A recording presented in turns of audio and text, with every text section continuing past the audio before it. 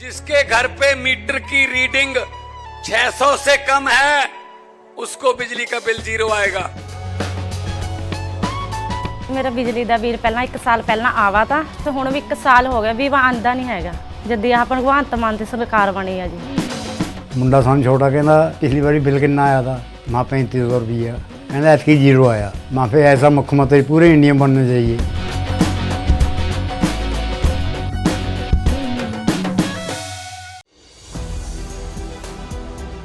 नमस्कार, मैं हूं संजीव श्रीवास्तव। आप देख रहे हैं 4 PM न्यूज नेटवर्क। मित्रों, मध्य प्रदेश के परिवहन महकमे के पूर्व सिपाही सौरभ शर्मा अब लोकायुक्त की गिरफ्त में है। 40 दिनों के बाद उसने पहले सरेंडर की कोशिश की और बाद में उसे एक नाटकीय घटनाक्रम में लोकायुक्त पुलिस ने पकड़ लिया और इसके बाद उसे लोकायुक्त पुलिस की रिमांड पर सौंप दिया गया है। बहुत सारे राज उसके सीने में दफन है। 200 करोड़ रुपए की अकूत संपत्ति उसने परिवहन महकमे में रहते हुए अर्जित की है। यह निकलकर अब तक सामने आ चुका है। एक गोल्डन कार, जिसे 50 करोड़ रुपए की गोल्डन कार कहा गया, माना गया, जिसे पकड़ा गया, इनकम टैक्स ने उसे पकड़ा था। अलग अलग एजेंसियों को अभी सौरभ शर्मा की जरूरत है। बहुत सारी पूछताछ उससे होनी है और बहुत सारे सवालों के जवाब उससे लिए जाने। फिलहाल वो लोकायुक्त पुलिस की गिरफ्त में है, हिरासत में है, रिमांड पर है। कोर्ट ने उसे दिया है। अब उसके रिमांड की कुछ ही घंटों बाद जब मैं वीडियो बना रहा हूं तो सामने निकल कर आ रहा है वो जो गोल्डन कार, 50 करोड़ रुपए की गोल्डन कार, उससे जुड़े जो सच ये निकल कर सामने आ रहे हैं कि वो जो पूरा का पूरा सोना था, उसमें 52 किलो सोना, 11 करोड़ रुपए नगद मिले थे। वो जो जब इसके यहां छापेमारी की कार्रवाई हुई थी, बीते 18 दिसंबर 2024 को छापा मारा गया था सौरभ शर्मा और उसके जो सहयोगी थे उनके ठिकानों पर, और शायद उसे भनक थी इसलिए वो गायब हो चुका था उसके पहले, और उसके कुछ साथी थे जिनको बार बार पूछताछ के लिए बुलाया जा रहा था। और जब ये सौरभ शर्मा ने नाटकीय अंदाज में कोर्ट में प्रस्तुति दी और साथ जब अगले दिन उसे पुनः पहुंचना था, मंगलवार को पुनः बुलाया गया, तो सोमवार को ही आया था। अभी जो इसी सोमवार को, फिर कल जो बीता है, उस मंगलवार को उसने कोर्ट में पहुंचकर जो सरेंडर की कोशिश थी उसे नाकामयाब किया गया था। वहां पूरे का पूरा एक जाल बिछाया था पुलिस ने और उसे धर लिया था लोकायुक्त पुलिस ने। अब वो उसके बाद उसे प्रस्तुत किया गया बीती शाम और उसे 4 फरवरी तक सौंपा गया है रिमांड पर। और साथ साथ उसके जो साथी हैं चेतन सिंह, शरद जायसवाल, ये भी लोकायुक्त की जद में है, गिरफ्त में है। पूरा का पूरा ये जो घटनाक्रम हुआ इसके बाद तो अब ये सच खुलकर सामने आ रहा है। वो पहला जो सच निकला है, क्योंकि हम बार बार दर्शकों को हर अपडेट इस पूरे घटनाक्रम से जुड़ा देते चले आ रहे हैं। जब से छापेमारी हुई है 18 दिसंबर को, इसके ठिकानों पर, इसके मित्रों के ठिकानों पर, इसके सहयोगियों के ठिकानों पर छापा मारा गया था पहले लोकायुक्त ने। बहुत बड़ी तादाद में इसके यहां से कैश, 250 किलो के लगभग चांदी और भी दस्तावेज बरामद हुए थे। और बाद में 18 और 19 दिसंबर की दरमियानी रात भोपाल में मैंडोरी एक क्षेत्र है, वहां से एक गोल्डन कार मिली थी। वो कार चेतन सिंह की थी, चेतन सिंह गौर की।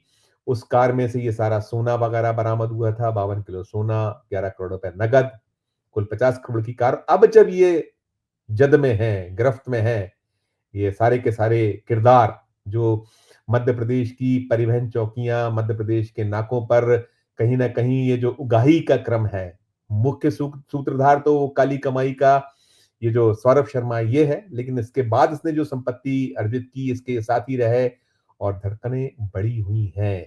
जो हम बार बार घटनाक्रम बताते चले आए, जब से ये सरेंडर होने पहुंचा, बाद में इसकी गिरफ्तारी हुई, गिरफ्तारी के जैसे रिमांड मिला है, तो उन चेहरों के रंग उड़े हुए हैं। वो लोग भयभीत बताए जा रहे हैं, कहीं ना कहीं जिनके तार, जिनके जो देख रेख में ये पूरा गोरख धंधा होता रहा है, जिसकी की सुगबुगाहट है, तो उनकी चिंताएं बड़ी हुई। अब ये इसके जो रिमांड के कुछ ही घंटों बाद, जैसे मैं बता रहा हूं कि वो जो गोल्डन कार है उसका कुछ सच निकल कर सामने आया, सनसनीखेज है वो सच।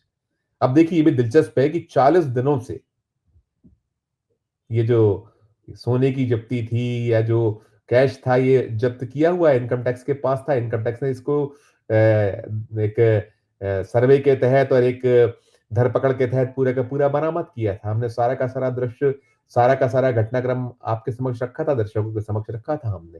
अब ये निकल कर आ रहा है सौरभ के हिरासत में, सौरभ की ये जो रिमांड है इसके बाद, कि ये सोना जो है, ये सोना खरीदा गया ऑस्ट्रेलिया से, सोना खरीदा गया दुबई से, सोना खरीदा गया ये अलग-अलग जो क्षेत्र हैं, जगह हैं, देश हैं, माफ कीजिएगा, जो देश अलग-अलग बताए गए हैं, उसमें यही निकल कर आया है कि ये जो सोना है ये दुबई, स्विट्जरलैंड, ऑस्ट्रेलिया का, इस पे मोहर है, छाप है। अब ये देख पाई है जो एजेंसी है।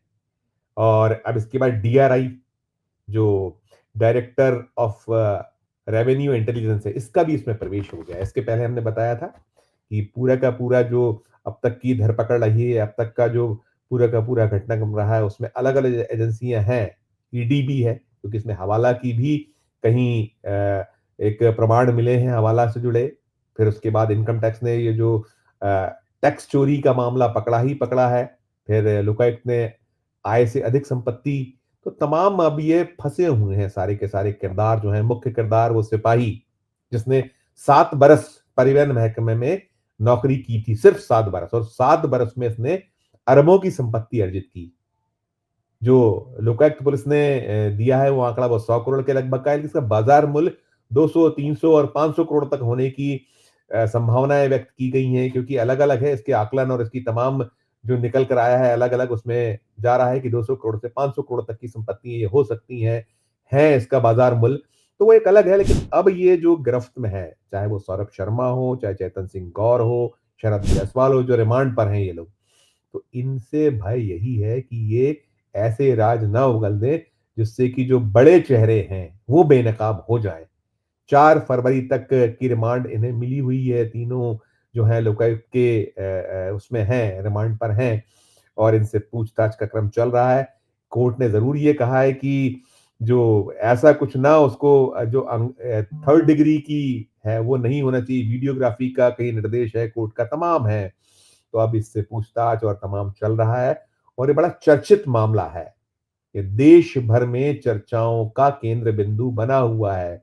लगातार ये जानना चाहता है देश की आखिर इसके पीछे कौन लोग हैं। एक सिपाही की अकेले की कुवत नहीं है कि इतना बड़ा अंपायर वो खड़ा कर सके। और ये इसने जब नौकरी से बाद में इस्तीफा दिया, इसके ऊपर आक्षेप थे, आरोप थे, कहीं ये मान या पा रहा था कि एजेंसियों की निगाह नजर में आ गया है, इसके ऐश्वर्य को कहीं ताड़ लिया गया है, तो उसके बाद से इसने अपना नौकरी छोड़ दी थी परिवहन महकमे की। मध्य प्रदेश का जो परिवहन महकमा है, सिपाही पद की नौकरी छोड़ दी, लेकिन बाद में ये भी था कि लंबे वक्त तक वहां जो उसका काम था, पहले वो सिपाही के तौर पर करता रहा था, और जो उसने नौकरी छोड़ी, रिटायरमेंट ले लिया, उसके बाद ये अवैधानिक रूप से करता रहा। उसमें ये भी है कि एक डायरी पकड़ी गई है, वो जो हिसाब किताब की डायरी है। अब निकला ये भी है कि उसमें 20,000 करोड़ रुपए तक का हिसाब किताब है। ये आरोप हैं कांग्रेस की ओर से निकल कर आ रहे हैं सामने। अभी ताजा जो आरोप हैं उसमें कहा जा रहा है कि उस डायरी की बहुत बारीकी से पड़ताल कीजिएगा तो बहुत बड़े बड़े नाम और एक बड़ा गोरख धंधा सामने आएगा। तो कंप्लीटली ये जो मामला मसला है, ये उन लोगों के लिए जरूर चिंता का सबब बना हुआ है जिनके कहीं पीछे होने की शंका कुशंका जाहिर की जा रही है। और कहीं ना कहीं जो एजेंसियां हैं वो एजेंसियां भी अपना काम कर रही हैं, क्योंकि इसमें मध्य प्रदेश में भारतीय जनता पार्टी की सरकार है, केंद्र में मोदी जी की अगुवाई वाली सरकार है, और दोनों ही जगह डबल इंजन की बात है। और जो भ्रष्टाचार हुआ है वो सामने है, पकड़ा गया है, सारा कुछ निकल कर आ चुका है।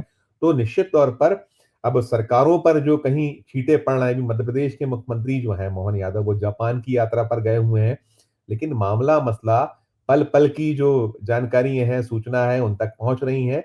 और निश्चित तौर पर जो दौर चल रहा है और जिस तरीके से भद्द पिट रही है मोदी शाह, उनकी भी कहीं ना कहीं ये सारा का सारा जो अब बीजेपी है, ये मोदी शाह की भारतीय जनता पार्टी कहलाती है।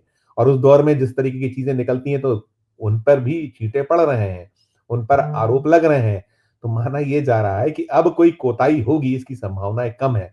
हालांकि एक पक्ष ये भी कह रहा है कि लीपापोती ज्यादा होने की संभावना है, इसमें सच निकलकर सामने शायद नहीं आ पाएगा। लेकिन कुल मिलाकर ये मामला, ये मसला, अब सौरभ शर्मा जो लोकायुक्त मध्य प्रदेश लोकायुक्त है, उसकी पुलिस है, उसकी रिमांड पर बने हुए हैं, तो धड़कनें लोगों की बढ़ी हुई हैं जो इस गोरख धंधे में शामिल रहे उनकी।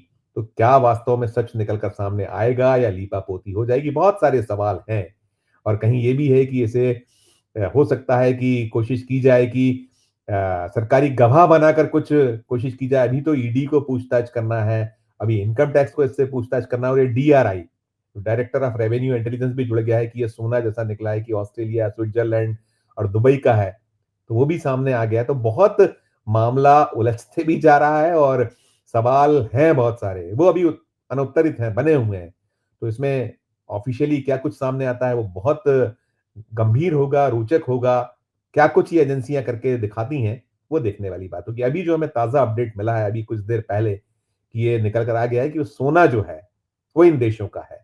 तो किसने खरीदा, कैसे खरीदा, क्योंकि ये लोगों ने पल्ला झाड़ लिया। सौरभ ने भी कहा उसका सोना नहीं है, चेतन ने भी कहा उसका सोना नहीं है, और जो अन्य जो इसमें जुड़े हुए लोग हैं सभी इससे पल्ला झाड़ रहे हैं। तो सवाल यही है बड़ा कि वो सोना आखिर किसका था, कौन उसके पीछे है? इस सवाल का जवाब आना है। लेकिन ये पता चल गया कि ये खरीदा वहां से गया है। तो निश्चित तौर पर जो एजेंसियां हैं वो अपना काम करेंगी और शायद शायद देश के सामने सच रखें। देखने वाली बात होगी। जो भी अपडेट होगा इस खबर से जुड़ा आगे का, वो हम आप तक जरूर पहुंचाएंगे। और लगातार जो भी पूरे इस सौरभ से पूछताछ चल रही है उसमें जो भी बड़ा कुछ निकलेगा तो हम आप तक पहुंचाते रहेंगे, देते रहेंगे। इस वीडियो में, इस खबर में इतना ही। हमारा अनुरोध होगा कि आप भी इसमें जो भी आपकी राय हो हमारे वीडियो के कमेंट बॉक्स में जाकर जरूर प्रकट कीजिएगा। ये सच है कि अकेला सिपाही तो इतना बड़ा काम नहीं कर सकता है, इसके पीछे बड़े बड़े चेहरे हैं जिन्हें बेनकाब होना चाहिए। तो टिप्पणी जरूर कीजिएगा। अच्छी लगे खबर तो हमारे चैनल को लाइक कीजिए, सब्सक्राइब कीजिए, ज्वाइन का बटन दबाइए तो ज्वाइन का बटन भी जरूर दबाइए। प्यार और स्नेह बनाए रखिए और देखते रहिए 4 PM न्यूज नेटवर्क। धन्यवाद, नमस्कार।